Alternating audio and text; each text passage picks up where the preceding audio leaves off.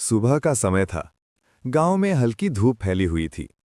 Hulk की माँ रोज की तरह खेतों में काम करने गई थी, लेकिन आज रात तक वापस नहीं लौटी।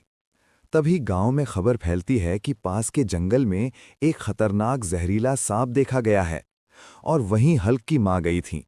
ये सुनते ही हल्क का दिल डर से कांप उठता है। बिना एक पल गंवाए हल्क जंगल की ओर भाग पड़ता है। घना अंधेरा, डरावनी आवाजें और चारों तरफ सन्नाटा। लेकिन हल्क अपनी माँ के लिए अपने डर को भूलकर आगे बढ़ता जाता है।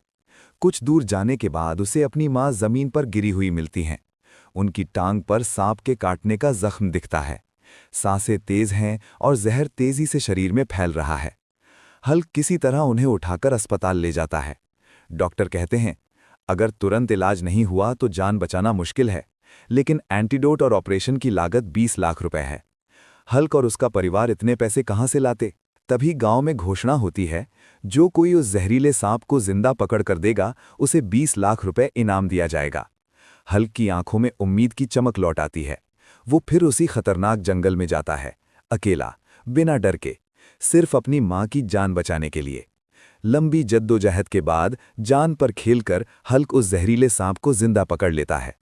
वो सांप को अधिकारियों के हवाले करता है और इनाम के पैसे लेकर दौड़ता हुआ अस्पताल पहुंचता है। डॉक्टर तुरंत इलाज शुरू करते हैं। कई घंटों की मेहनत के बाद डॉक्टर बाहर आते हैं और मुस्कुराकर कहते हैं, मां अब सुरक्षित हैं। हल्क की आंखों में खुशी के आंसू आ जाते हैं। मां उसे गले लगाती हैं और भावुक होकर कहती हैं, बेटा, तूने सिर्फ मेरी जान नहीं बचाई, मेरी पूरी दुनिया बचा ली। और कहानी यहीं खत्म नहीं होती, बल्कि हमें एक बड़ी सीख देती है। सच्चा हीरो वही है जो अपने डर से लड़कर अपने परिवार के लिए खड़ा रहता है।